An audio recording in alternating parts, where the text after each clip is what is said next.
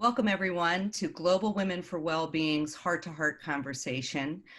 Today we are focusing on racism and the Black experience in the UK. For those of you that joined us for our US version, this is an extension to give us a global view. I think for any of you that know us as an organization from the beginning, we have been very clear that we cannot have healthy female leadership if we are not including all of us, that we understand we must address racism, we must honor diversity in order for us to have truly intentional inclusion. And without leaders from all backgrounds, we will not have a sustainable world, which is probably underscored in a way that we have not seen in a very long time in our current environment. I am honored to have these amazing leaders with us today. And so I'm going to turn the conversation over to our two GW4W leads, Dion Johnson and Caroline Ribeiro-Nelson. Yeah, thank you so much, Mim. And before we go anywhere, I just want to really honor you and the GW4W leadership team for this amazing platform, of which we are honored to be members. And you're doing such amazing work. We're cheering you on and we're saluting you for creating this platform for such a really important and timely conversation. And before we go further, let me welcome all of our viewers, whether you're watching live or you're watching on the replay. I want to welcome you to this heart-to-heart. Like I said earlier, it's a really important conversation. We are here because we care about this issue deeply.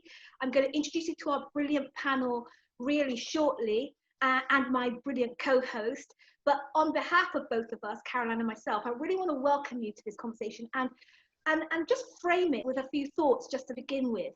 You know, it's a shame, isn't it, that we're having this conversation at such a time as this. In 2020, we're still talking about racism. How can that be? But today I want to bring you to the other side of the coin and talk about the opportunity that exists. Now that we have this, the world's attention on this topic, I want us to focus today, as you're listening, watching, whether you're watching live or on the replay, just to tune into the opportunity of the moment that we have right now.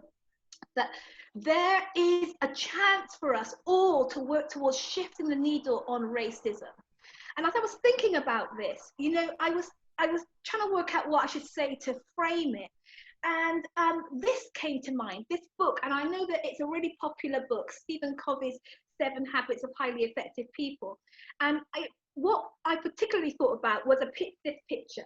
If you've read this book at all, you will recognize this picture instantly. And even if you haven't, then let me just share that this picture is one of those, you know, one of those trick pictures, the ones where you look and you either see a young woman or you see this old, crooked-nosed woman, and they're both kind of merged into the one picture. And as I was thinking about this, I was thinking about how in my early days of training, I would take this picture and, you know, it'd be interesting to watch how people in a group would look at it and converse about it. Some people would see the young woman and some people would see the old woman, and there would be this real heated debate. You know, people say, why can't you see what I'm seeing? Why can't you? How can you say she's old? Look, she's beautiful, she's young. And there was this real heated debate. And as a trainer, I would love watching as the eyes and of understanding would open, as people would see what the other one was seeing, and how powerful it was when people started to understand things from a different perspective.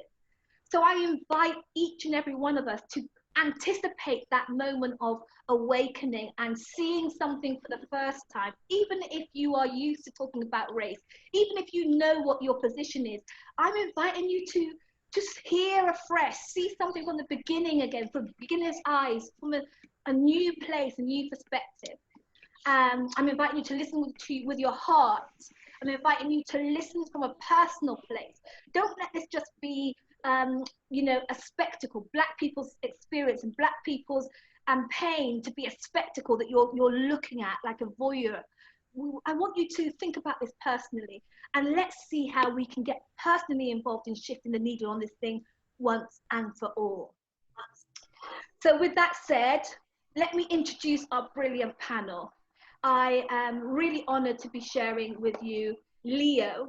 Leo is a diversity and inclusion business partner at Nest, and Nest is the National Employment Savings Trust, who GW4W honoured earlier on this year, just before lockdown, with the Voice of Change Award for their outstanding work on gender diversity within the organisation. They really are forward-thinking, pioneering in diversity as a whole, and that's largely to do with the work of Leo. And I had an opportunity to interview him for part of our Wine and Tea Wednesday series, and it was a fascinating conversation. So welcome, Leo. Thanks for joining us for this important conversation.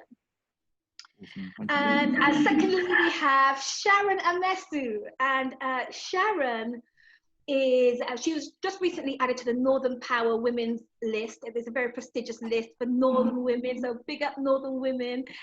She's an award-winning speaker on leadership and help. She helps businesses to be more courageous, to have more courageous cultures, and to lead with courage.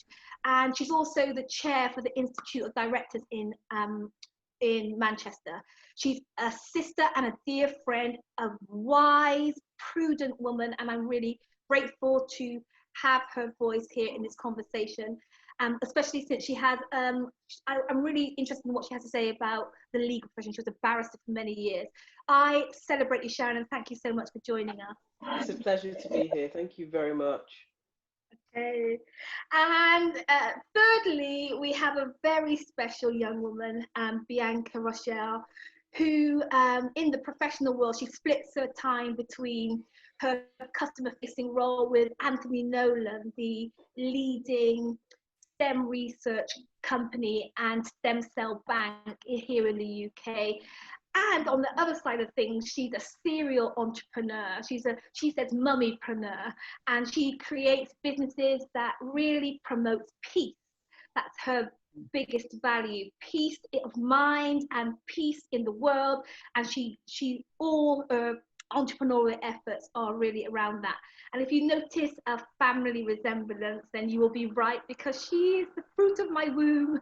She's my baby girl, and I'm really honoured to be sharing a platform with her today. So, hi guys. So let me tell you about Caroline Ribeiro-Nelson. Caroline is a psychotherapist, she's a trainer, a coach, consultant, and she's the founder and head at Free Choices, a diversity and mental health and well-being firm that is really working in the field of mental health. And she's been around for a long time, about 25 years, supporting businesses to build mental health and promote well-being at work in the workplace culture. So Caroline, sister friend, really glad that you're here with us. Thank you, Dion. It's absolutely great to be here and have this opportunity to talk with these great panelists. And coming from a psychotherapeutic background, talking and healing is what I'm all about. So to have the opportunity to have an open, honest conversation, to address more understanding, to bring us together so that we can move forward is absolutely great. So it's absolutely lovely to be here. And I'd like to just kick off with the first burning question that I have, and that perhaps lots of people have been looking at, is the comparison between racism in the US and racism in the UK. And you hear people saying that racism doesn't exist in the UK as it does in the United States. We've actually solved that problem and everything is okay. And I just really love to hear from the panel what your thoughts are on that and what your experience is of that, your own personal experience. Who wants to kick off? I will. So I think I found myself quite naive to racism, and just how alive it actually is and rampant it is, because it really is in the UK. I too have felt like, either it's just not a world problem at all, or it's just a problem in America. Excuse me, my daughter is hovering. It's lockdown and we have childcare issues, so I do have a 2-year-old hovering around. She should be and fine. mum's there. So can't do the babysitting. Yeah, my childcare is on the other end, so this wasn't really thought through. But yeah, when I really think about my experience of racism, I think back to when I first became aware that I was Black, and that's a difference. And I go back to, I think it's about year 4. So I think you're around 8 or 9 in year 4. And I had taken a box juice, like an orange juice drink. And I obviously wasn't mine. I don't know if I calculated that I was stealing this box juice, but I saw the orange juice, I wanted it, and I took it. And my teacher pulled me aside really lovingly. It's not like, I was on detention or anything. Like, she just took me outside of the classroom. I remember us going outside, her closing the door, and she said, because of this skin, okay, I remember her doing this, like, because of this skin, you can't do certain things. There's certain things you will not get away with because of this skin. There's certain things that no matter how harmless you may think they are, no matter who else is doing them, because you have this skin, it means you can't do certain things. You have to do more than the average. And obviously that really stuck with me, because however many years later, I remember that. Like, I can really clearly remember that. And then when I was in secondary school, I remember I went to a very predominantly white, it's a very small school. The school, probably from reception to year 12 or year 11, had about 150 pupils. And from all of those 150, there were probably 5 Black people in the school. So that sort of paints the picture of my school. And I remember going to a friend's house, and this particular friend, she said to me, she gave me a warning to go into her house. She said, my dad is a bit racist. And it threw me, because I was like, oh, like, okay. What do I do with that information? Are you about to tell me I can't come to your house, or can I? And she said, but don't worry, we know you're not like that. We know you're not like them. So it's fine. Like, you can still come to our house because we know you're not like them. And I just remember, and even periodically, I still go back to those words. Like, I'm not like them. So does that mean I'm not a real Black person? Like, are Black people not educated because we were at a really good school? So is it because I'm educated? Is it because I'm at a private school? Is it because, like, what makes me not like them? And is that what Black people think about me? Like, are Black people saying I'm not Black? Like, it became really loud that girl probably wouldn't call herself a racist, but God only knows how her thinking, how her mindset is playing out in her everyday life, in her decisions that she makes. And eventually, if she's not already, I'm sure she'll be sitting on some sort of board somewhere. How is that going to be playing out in who she hires, in the directions her business takes? And I think that those sort of, just because you're not burning Black people at the stake doesn't mean you're not racist, and you don't have racist predispositions inside operating. And so and that is very much so alive. And I could pick loads of examples up until yesterday, of like just subtle instances like that, and some not so subtle, of racism actively being played out right here in London. That really resonates with me, because that's so powerful what you're saying there, because the messages that are given at a very early age, that you're not the same and you're not able to achieve, you don't have the same possibilities as the other people around you. And also, that sense of the fact that you have to do better. Really strong. Absolutely. Is that something that you've experienced, Sharon? Yeah, I mean, the story that you've just relayed, Bionca, resonates with me completely. I think that actually what we see in response to the question, Caroline, is there the experience of racism in the UK? We've got clues to that. And I think the clues are the responses that we have seen to the horrific death of George Floyd. So we're not simply responding from a humanitarian perspective in the UK and across the globe. It's because we have a resonance to it. Like, we understand the narrative and we ourselves connect to it because on one level or another, it's our experience. It's not just that we are sorry for what we have seen, we are sorry because we experience it. And the distinction, if at all, is around the insidiousness of it, perhaps. So we know that it's much more deeply ingrained. We know that it feels much more that it's less overt, it's more covert across our various systems. But as to its existence, that's just a non-negotiable. That's just an absolute fact. That's an objective truth. And I root that then in this question: how do we know?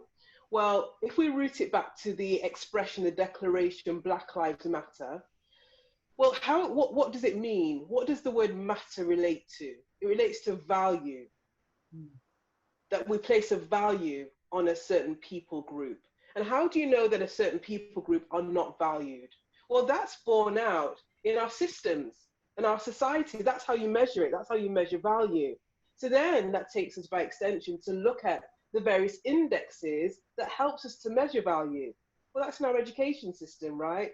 It's in our criminal justice system. It's in our places of work. It's in our healthcare. So let's look across all of those indexes and say, do we see a certain people group not being valued? And yes, we do. Across every strata, we see overrepresentation in the wrong areas and underrepresentation in the wrong areas. We see exclusion, disproportionate exclusion of Black peoples. We see overrepresentation in our criminal justice system. We see in healthcare, even now, there was some recent reports, and of course this will resonate with you, Dion, the disproportionate number of Black women who are dying in hospital compared with our white counterparts. So then what does that point to? There's either something wrong, if we just take the reasoning, continue the reasoning, there's either something wrong across the board with that people group, or the systems are defective. The systems must be defective, because there's nothing wrong with that people group. The systems must be inherently racist. So then the question of racism is just a non-question, in that it is abundantly clear. And from my own personal perspective, my own personal experience, it's lived and real. I often tell the story about how I came into practice law in the first place. And it was because I grew up in Manchester. I grew up near Moss Side in Manchester. And I grew up during the 70s and 80s. When I was growing up, there was a lot of civil unrest, in particular in our communities, in relation to the way that law enforcement was disproportionately activated toward Black people. And I remember also within the education system that my dad had to wrestle with the teachers in relation to how they would treat my brothers. I've got two older brothers, and we saw how they were treated unfairly and unjustly and targeted in the racial profiling. And as a result, in response to that, a Black Parents Network was formed, and my dad chaired that. And I recall as a young child, 7, 8, hearing these conversations of parents who were disgruntled because they were so disenfranchised in this system, that their children were being sidelined and marginalized and placed and forced into these educational subnormal, substandard school system, schoolrooms. And it was that sense of rage at a young age that I began to see, actually, this picture's not right. And I saw that the way in which we can respond and bring accountability to those who have power in society is through the legal system. And so then it was then that the seed was planted that I knew I wanted to practice law. I wanted to be a criminal barrister because I knew that there would be some mechanism through which you could challenge and bring to account and spotlight injustice. So it is incredibly sad that how many years on, we are still having that conversation. We are still seeing disproportionate numbers, for example, in the education system, of Black pupils being excluded from schools and populating the likes of our pupil referral units, where you get pupils who are excluded. It's still the same. It's And still ingrained. you paint such a powerful, clear picture, and the statistics point out exactly what you have described with the inequality and the injustice across the board. And that's most, you talk to most Black people, people of colour, who can say that this is our experience. Yet we have people saying racism does not exist. We're past that. So Leo, where do you think that comes from? So I'm just going to take it back to language, really. So I think recently one thing that's really struck home with me and actually kind of disappoints me is the language from some people saying, you know, the UK is one of the most tolerant countries or accepting country. And that almost implies that you have to tolerate my existence, you have to accept my existence here, and that you have the power to decide that I should exist.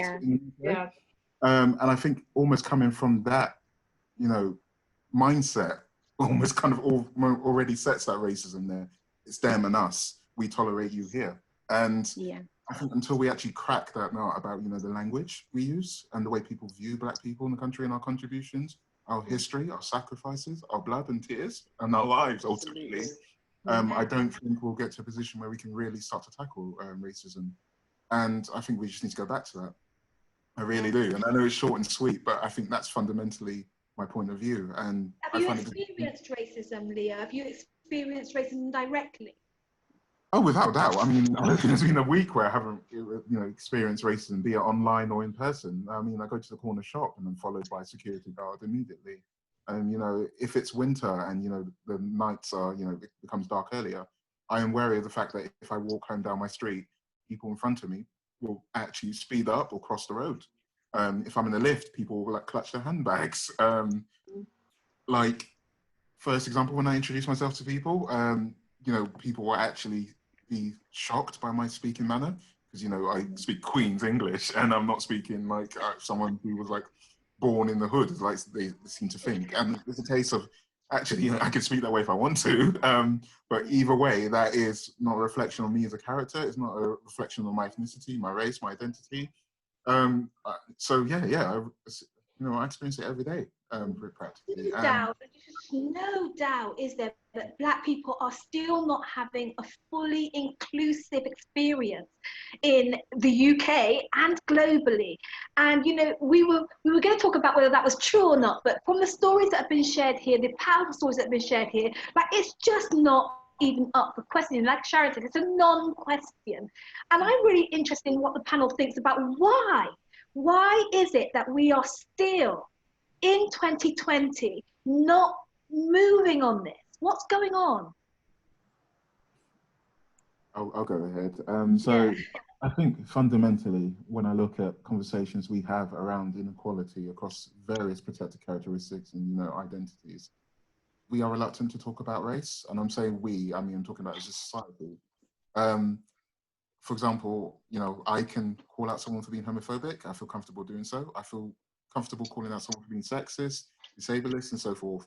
But when it comes to race, I find myself questioning whether I'm playing the rape identity card or am I kicking up a fuss over nothing. My gut reaction isn't immediately to challenge, it is to query myself on whether it's the right approach. And I think as a society, we need to normalize race discussions. We need to start to be able to have these conversations and challenge those little comments that offend us publicly and actually say, okay, what did you mean about that? Let's get to the root of that. How can I educate you to change your stance? Like we can do with sexism and, you know, homophobia, and so to speak. So I think that's a start step, I think. Yeah, that's so powerful. You know, and I really identify with what you're saying about that reluctance to challenge on this topic, when you're not really reluctant to challenge on anything else. That this presents a challenge to challenge. Like that's such a powerful share. Sharon? So I think that there is some utility around compartmentalizing. So there are those who have absolute conscious racial animus. Those who sit in that category will not have this conversation. so it's not a case of saying, so then the answer to that is simple. There is no desire to shift the dial on that. There's just no desire. So if we are to abide in that camp with that cohort, it will not move because there's no desire. So we'd have this conversation on race in perpetuity. I actually don't believe, though, that that's the majority of the population. I think the most part of the population actually live in a place of just unconscious living. So they're just not aware of privilege. They're just not aware of how they other people. And I found, so a lot of the work that I do, Dion, is in the business space. And there's been research upon research upon research. McKinsey, Deloitte, PwC, however many of these organizations that provide reports and research on this issue of diversity and the value of diversity. They've been running for years on this, and yet we still don't see the dial move. It's the same in relation to gender. Well, what's the issue? Well, we can find some ideas, some clues again from those who are doing it well. Those who are doing it well, not perfectly, those who are doing it well are intentional. That's it. They're intentional. They start to look at where the gaps are and they say that gap's not satisfactory. That blind spot is causing us to be ineffective or not as effective as we might be. We are missing something because we are not engaging in this conversation. And those that become intentional about it, those that start to set targets, those that say, actually, it's not acceptable that 34% of our boards have no connection with people from diverse backgrounds. Right. We've got to change that. Those who are determined in their efforts, that's where you start to see the dial move. So we're able to bring some kind of microscopic focus on the areas of good practice and of learning and say, where are they shifting it? And as Leo has said, they are normalizing conversation around race. They are raising up the profile of the discourse and they are making it happen around the office. Where you do that and you don't whitewash it and you don't ignore it, then you start to see the dial. But for the most part, we're not seeing that because people, those who are not in the racial animus camp, those who are in the just unconscious living camp, don't yet see the value of actually having this as a part of their daily discourse. And Sharon, what you say about it needing to be intentional, that there needs to be meaningful, significant commitment and strategies and investment in having the dialogue, having the discussion, putting in steps to move to the place where people want to have more equity is really important. But there's something about diversity and inclusion practice that for a long time has not been moving the dial. What is going on there? Is there something more needed? Because it's not just about inclusion. You can have more Black people in your organization. You can have diversity and inclusion leaders and trying to make that change. But it takes more than that. So what do we need now? So I firmly believe that there is a call for, now more than ever, positive action. Now, I distinguish that between that and positive discrimination, because positive discrimination is illegal. But positive action is very different. This is where you start setting targets. When, for example, if my house was burning down now, I can tell you what would happen.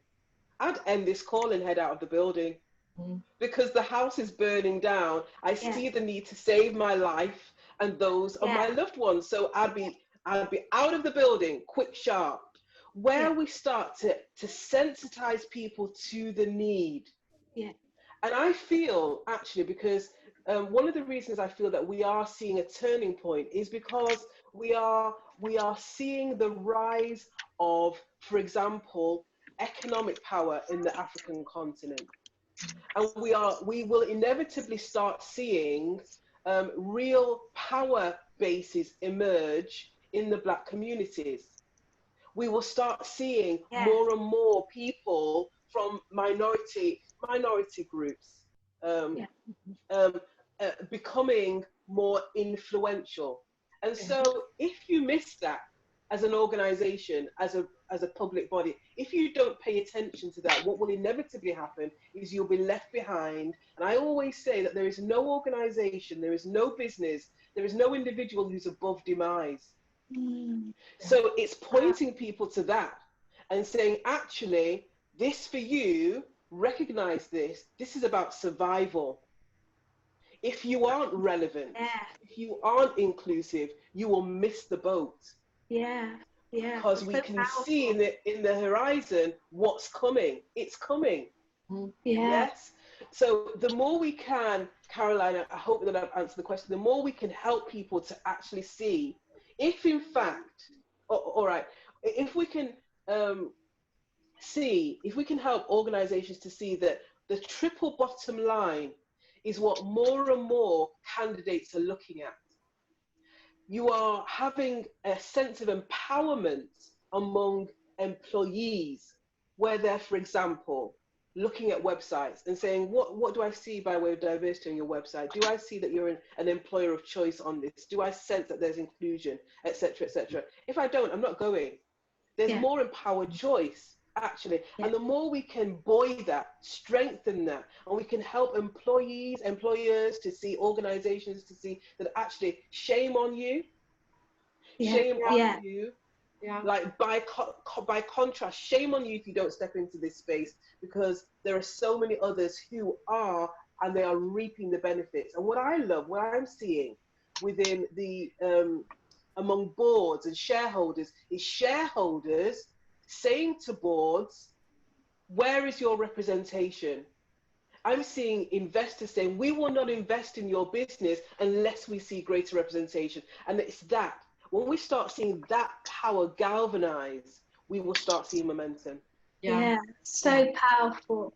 Bionca, have you got any ideas about why things are the way they are?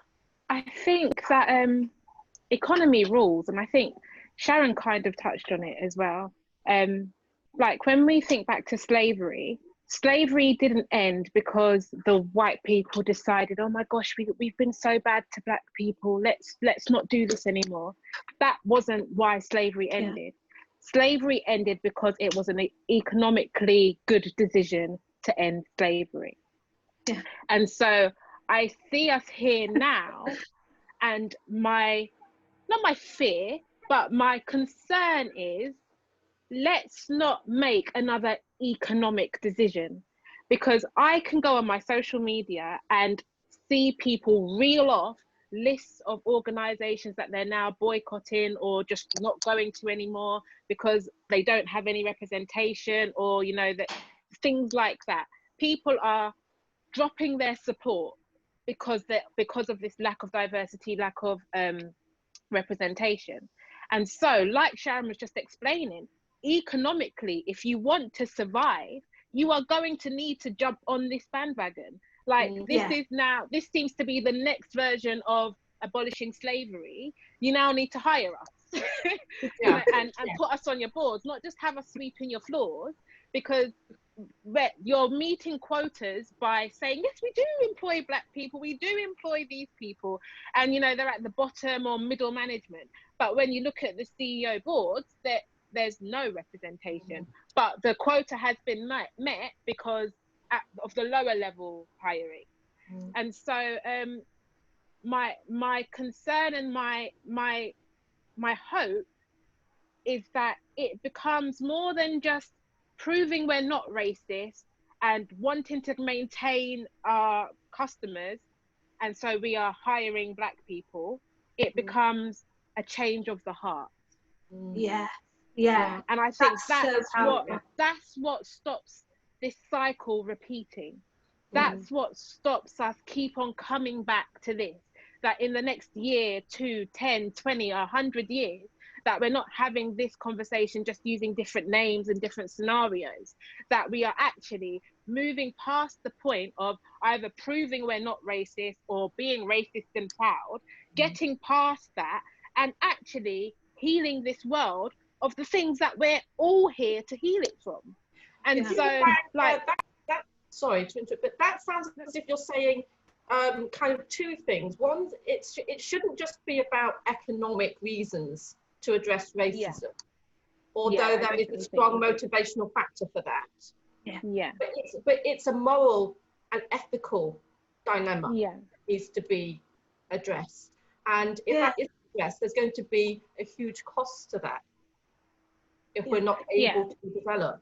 So I was wondering perhaps what you and Leo were thinking about what would be the cost if things do not change.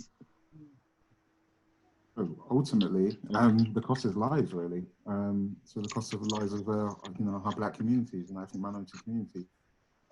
It's telling that, looking at the COVID-19 pandemic, initial insight and evidence has said that it's down to deprivation of these communities and ostracizing inequality. And what has the result been? Well, it's been, people who are Black and ethnic minorities more likely to die as a result of the pandemic. If you look at life expectancies in the UK of ethnic minority communities, they're lower than the averages, particularly in areas of deprivation, which you're more likely to be if you're from a Black or Asian minority ethnic background. I try not to use the word BAME because I don't really like being categorized in a acronym, so to speak. So I like to spell it out, hence why I don't really use the term. So I think ultimately it's the cost of lives. And as a society, are we okay to be losing lives due to our own prejudice and our inaction? And if we are we morally right? Are we doing justification for ourselves? Can we sleep at night with that? And I think that's what we need to actually fundamentally say and spell out. Do you know, that's so powerful, Leo. And do you know that I don't think it's just Black lives. That, I'm touching on what Bionca was just sharing about the moral implications of the racist virus living in human hearts. And I think it's manifesting in ways that we haven't even acknowledged yet. I think that racism in non-Black hearts, racism in human hearts creates fallout. It creates personal and professional and societal fallout. There are people who are depressed, mental health. Caroline will tell you that mental health issues are rife right now, and I can't help wonder just how connected to what's going on in our human hearts, the viruses that are affecting our human hearts that are related to some of the outcomes that we're seeing that we haven't made the connection with right yet, with racism and with the racist thinking and heart. It's powerful what you say. I think speaking of viruses, I remember watching the news one day and it was talking about, it was featuring a doctor who was commenting on the effects of mentally of this virus and how the strain that everyone like in the medical profession is now under, that the doctor was saying like, God only knows how our doctors are going to be at the end of this. And it's because of just the effect of how hard they're working, of the immense pressure that they're under. And I think it's the same with the virus of racism. No matter what aspect you are, no matter what side you're on, you are affected by this virus. If you are consistently seeing and ignoring and suppressing Black people's maltreatment, there's no way on God's green earth that it's not going to affect you in any way, shape or form. And if you are consistently being on the receiving end of racism, there's no way on God's green earth that it's not going to affect you. And I think the cost, to answer Caroline's question, the cost of racism here is that I think as long as we Black people are literally fighting for their life, to be alive, not even to just live a good life, to be alive, people are fighting for that right. And as long as, whether we like to admit it or not, white people, and I use quotation marks because I know it is a big generalization, but the system is fighting to keep Black people back and down where they are, we're not fighting what we need to be fighting in this world. We're too busy trying to keep the Great Divide. We're too busy trying to stay alive and breathe, that the things that we were actually born to do, the call on our life is sort of, oh yeah, I'll come to that. Like, I just need to find some oxygen. Oh yeah, I'll come to that. I just need to make sure these people don't come and take my money. Like we're not keeping the main thing the main thing. We're trying to live the life that we think we should be able to live, or we're just trying to breathe. Like that George Floyd's words, "I can't breathe." It's so powerful, because I think on so many levels, people are feeling suffocated. Yeah. People at work who you notice these microaggressions, you notice these bits of racism, and you don't feel empowered to say anything. But if your gay friend at work gets called a not nice term, oh gosh, we're writing emails to HR, that's not on. Like somehow we're not breathing. It's like we're holding our breath, just like, you know, well, we've been given permission to be here, so let's just stay in our little corner and do whatever we've been allowed to do. And I think that is the cost. Yeah. And do you think, Bionca, that witnessing what happened to George Floyd ignited not only that moral compass, but it touched the very deep core of what people have been experiencing, what people have experienced over hundreds of years, where it's come to a point where I was saying something needs to change, because if it doesn't, the costs are going to be huge in terms of not only human lives, but the social and the economic and the psychological costs, which we were talking about, which is the racial trauma, which is huge. Yeah. And then there's going to continue a greater polarization, where people are going to be more divided, the frustration and the anger will grow, and the tension and the conflicts will grow. And that isn't healthy for us psychologically. It's not good, as Sharon was talking about, in terms of future development as well. So something needs to happen to bring people together, to actually heal, for Black people to heal, to be included, to be respected and to be valued, and to have influence over their lives. Yeah. So I think you use the word trauma, and that it is traumatic. Like my mum and I have had a lot of conversations about this, because it is trauma, and post-traumatic stress disorder is a real thing. And just because you may not have, like, so I use this example a lot, like on my old car, my driver's window wouldn't go down. It broke, and it just, if I put it down, then, oh dear, I hope it doesn't rain, because it's not going to go back up. So for about a year, I was living with this deformed window. The window did not work. And so I got very used to not touching that window, the putting down thingy, because my window doesn't work. Then last year, I got a brand new car, living the good life. And then I realized I find myself, and still to this day, I find myself like, oh no, don't put the window down. Oh no, we're not in that car anymore. Like, I've had my car was brand new. I've had it a year, and I still, sometimes when I go to put the window down, I'm like, no, don't do that. Because it's been ingrained in me. Like, I mean, I know it's quite a trivial example, but I'm using it to show that trauma, if something so trivial can have such a lasting effect on me, that now in my brand new car, I still get scared to put the window down sometimes, because 2 years ago in my old car, I couldn't. How much more so than when you've been beaten for the color of your skin, you've been consistently told that you can't, you've been consistently shown that you can't, you've been consistently experiencing that you can't. How much more so is that going to play out in your future? How much more so is that going to play out when you get the position, when you get the role? And even when you get the role, sometimes we hear a lot, oh yeah, but I only got it because, you know, I'm Black, and they just need to tick a box. Like, you know, they need their quota. Like, even things like that. I didn't get the job because I really deserve it. I get the job because a white person says they need to hire 10 Black people, and I just happen to be one of them. Like, what you're raising up here, B, is a really powerful thing around, you know, the different effects of racism. Because I've seen the other side. I've seen people who just know that racism is based on a lie, and they refute it passionately. They are rebels against this lie, and they are pushing and pressing to not let this lie be true. And then there are the other side that you say, and both sides are, you know, both sides are problematic. Both sides are problematic. Both sides have fallout. And, you know, time is really moving on, and I really want to get to practical tips that we can leave our viewers with. But before we do that, I just wanted, Sharon touched on Black Lives Matter.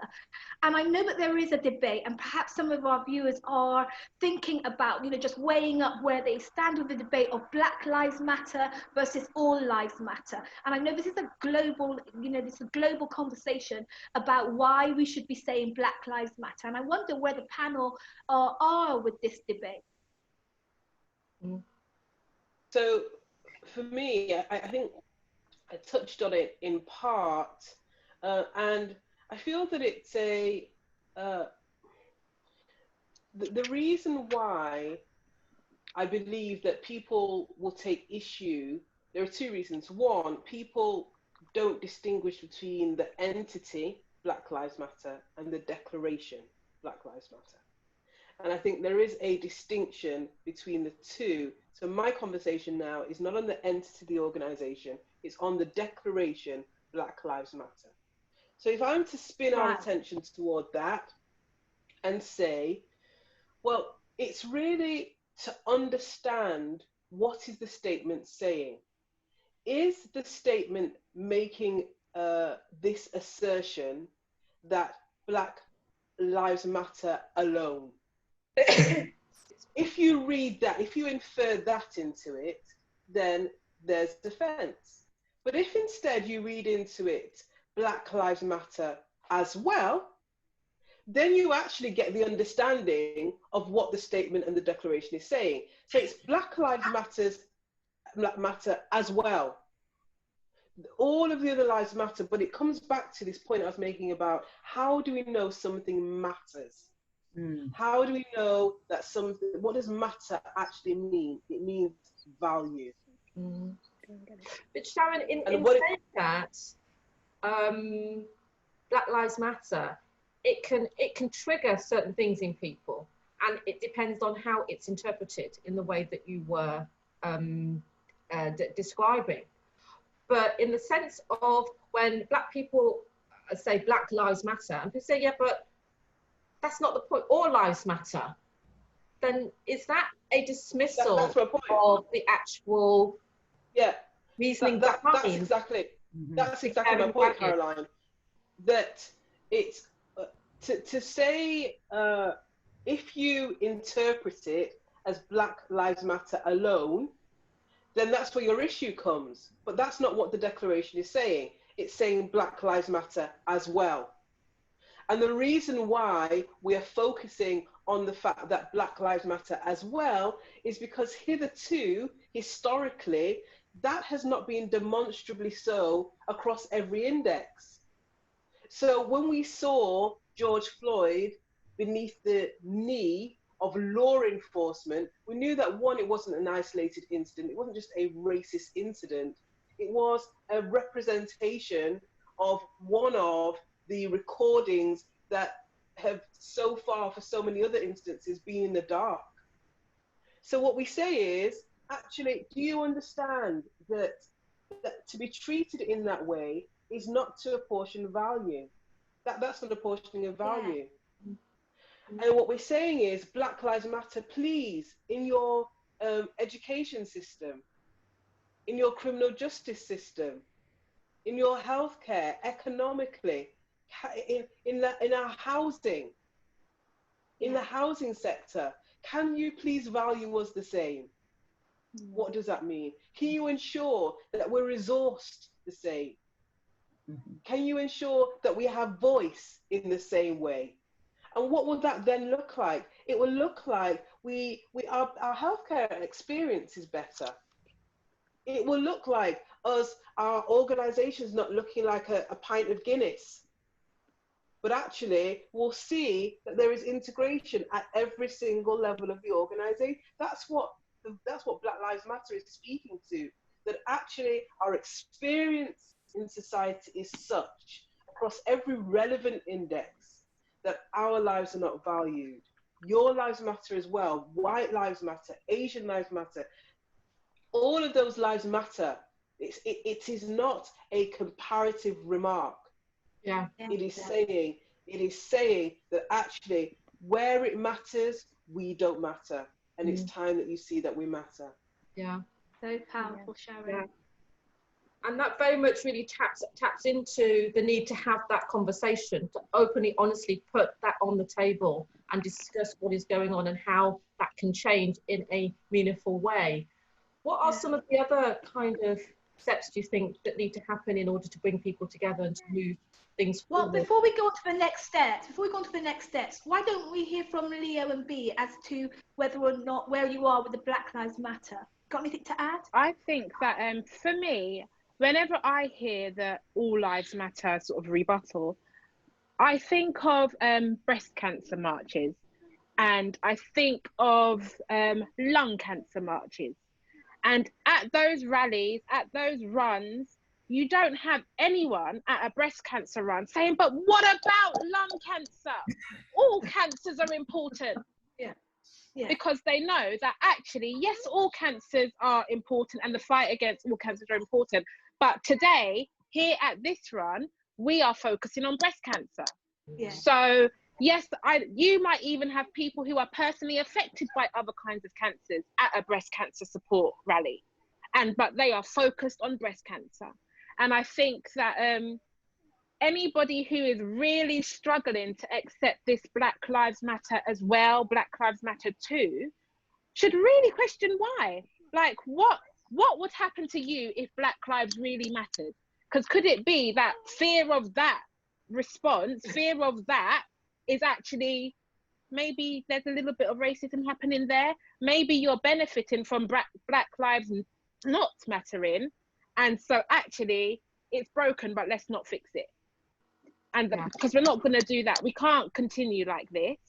So those are the two things. Like, we can focus on Black Lives Matter and still know that every other life matters. And if you are really against acknowledging that Black Lives Matter, why? Yeah. And that's a question for you, yourself, and you. Like, you work out why, because it's more than just, yeah, we all matter. I think that's a disguise. I think that's rubbish. We all know we all matter. So yeah, that's what I think. Thank you. And Leo? So for me, first and foremost, all lives matter is all encompassing. So if you have a group that doesn't matter, then all lives doesn't matter, really. It's kind of one of those situations. So yeah, right. You have it as a response, immediately kind of just well, obviously all lives don't matter if there's a group of people who are facing inequality. So in itself, you're kind of really answering your own, ignorant remark by saying all lives matter. Yeah. In response to Black Lives Matter. So that's my usual response. But secondly, just thinking about it, the type of people I come across who say all lives matter are usually those individuals who haven't actually realized their own privilege. So I understand that, everyone, regardless, has, moments of facing moments of inequality or where disadvantage. But I think what I go back to is our CEO at Nest, Helen Dean. She articulated her response and her realization around her own privilege. And Helen came from a working class background in Northern England. She's faced a lot of disadvantage growing up. But fundamentally, what she realizes when she went to school, she saw white teachers. If she goes to a shop, people don't assume she's going to steal because she's white.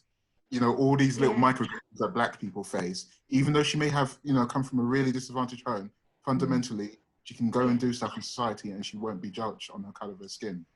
And I think that's almost kind of the subset of that all lives matter. So people only realize their own disadvantage and but I face disadvantage, so that's it. My life matters. Yeah. But they don't realize that actually, just even down to the minute, even in that disadvantage, they can go and do stuff and not be judged on their skin color. And I think we almost need to go back to that point. Yeah, that's so powerful. time is ticking away. It just goes by so fast. We could keep talking about this all day long, I am so sure. And you've covered some really powerful points, but I know that there are quite a few viewers. And big up to all of our Facebook viewers who are watching live, and all of those will catch up on the replay. But what I'd like the panel to do right now is just share what you'd like to leave, the messages, the takeaway, the practical tips that you'd like to leave with the people that are watching today, and that will catch up on this later on. I think. Oh, go on, Envy. Go on. Is that okay? Yeah, my tip, and just bear with me, I would say assume that you're racist. Don't get caught up in trying to defend and prove you're not. Just assume for an hour with yourself, sitting down, assume you're racist, and just see what comes up in you. Replay certain events in your life. Like I think Leo mentioned when he's walking on the road, he sees someone cross over or walk up a bit. That person who's made the decision that there's a black guy in my vicinity, I need to change my actions. I'm sure that person isn't at home saying, I'm a racist. But their actions were racist. Their actions were racially driven there. And so, yes, the system is broken, but we, for years, have been allowing this broken system to perpetuate. So somehow in us, black, white, brown, yellow, whatever you call yourself, there must be racism operating somewhere. And this isn't just for the white people to do. This is for the black people to do. This is for all of us to do. At home, between ourselves, your God, your journal, whatever it is, connect with what's going on in you. Find, like if you decide you're going to get a new car, then all of a sudden when you're on the road, you see that car everywhere because it's in your mind. So just have the binoculars on to see if there is any racism in you. Just see where it shows up. Because I think if we all take on the responsibility to do that, then this broken system that's been allowed to go on for all these years, it will have no choice but to change because the people running it have changed. Right. B, I'm going to stop you there. I'm glad. Yeah. Thank you very much. Yeah. Okay. Sharon? Oh, me next. All right. Quick. As bullet point, 6 points. One, first of all, education. I think that we become empowered when we become educated. So try and educate yourself. 2, empathy. Imagine that you are in that person's situation and think about how it would feel. A simple example is, think back to when you were in the school sports day and you were the last one chosen. How did that feel? The next one I'd say is in terms of individual power, call out. If you hear something, you see something that's not appropriate, call it out. Everyone has a sense of power and agency. To organizations, I'd say set targets. Set targets, use positive action and drive toward it. I'd also say for everyone, use your platform. Everyone has some form of platform to raise awareness and bring visibility. Use the platform and influence that you have to do so. And finally, hold to account. That we can hold those who have power to account and ask them, how are you using that power, and ensure that it's being used fairly and there's proper representation. Yeah. So powerful. Caroline, have you got anything that you want to leave with the viewers? Yeah, it taps into what Bionca was saying, which is really when you think about racism, when the topic and issue of racism comes up with race, then to take stop and to look at what your emotional reaction is to that. Do you become defensive? Do you become uncomfortable? Do you feel that you're becoming offended by what's about to say? Do you feel that, and do you tend to shut down? I would say suspend that, stop for a moment and think about your reaction and what's going on. Open up the dialogue. Speak to Black people about their experience. The Black person's experience is very different to the white person's experience. Yeah. And to really understand that, if you haven't experienced it, is about coming together. It's about listening. It's about giving that voice and using your voice, as Sharon was saying, not to be silent, but to actually call out racism where it is, to actually look at what's going on and to say, it's not something that I can change by myself, but something that we need to come together to understand and to move forward. I've had goosebumps so often through this conversation. I really want Mim to have the last word, but before we go over to Mim, I want to read the words of Bob Marley.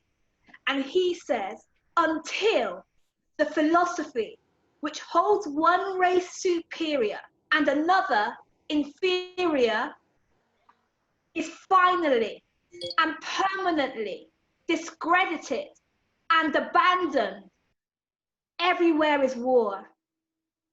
That until there is no longer first class and second class citizens of any nation, until the color of a man's skin is no more significant than the color of his eyes, Mr. War.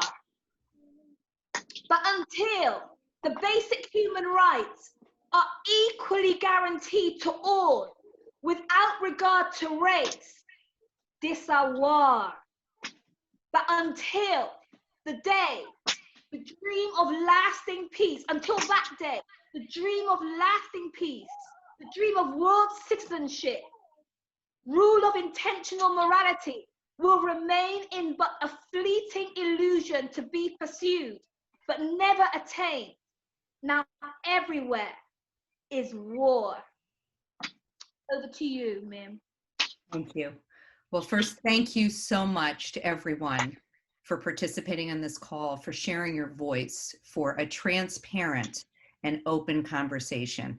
And I am deeply honored to be able to listen in on this conversation, for us to be able to provide a platform. We, from the beginning, have talked about head, heart, hands leadership.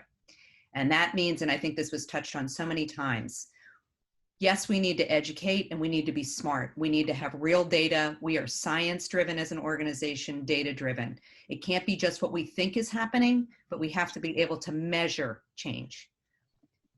But knowledge, without being connected to empathy and compassion, leads us to a world that we don't want to be in.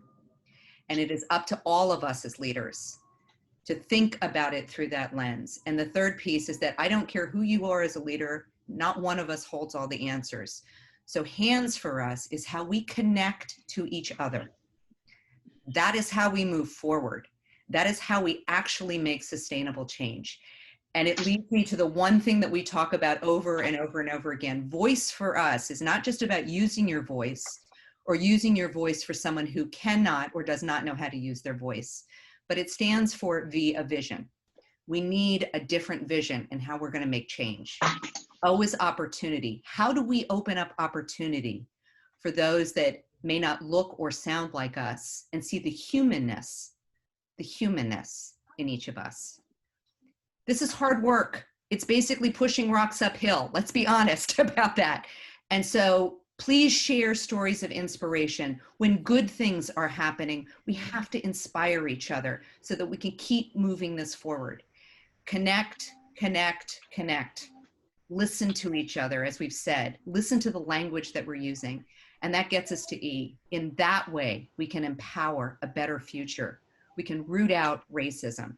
We can have a more peaceful world for all of us. But that means that we have to own who we are and where we are. And if you are a leader, it's not just enough to write pretty words. It's not just enough to have a lunch and learn. It's not just enough to have Black History Month. We have to take real action. And we need to do this, frankly, for our children and our children's children. So I am deeply grateful for the amazing information that was shared today. This is not the end of the conversation from our perspective, from Global Women for Wellbeing. We invite you to join us, send comments. We are research-based, but we are research that gets turned into data that is given to leaders that can make change. And we look forward to working with everyone in making measurable change. So thank you. And we look forward to our next conversation, and let's do more good together.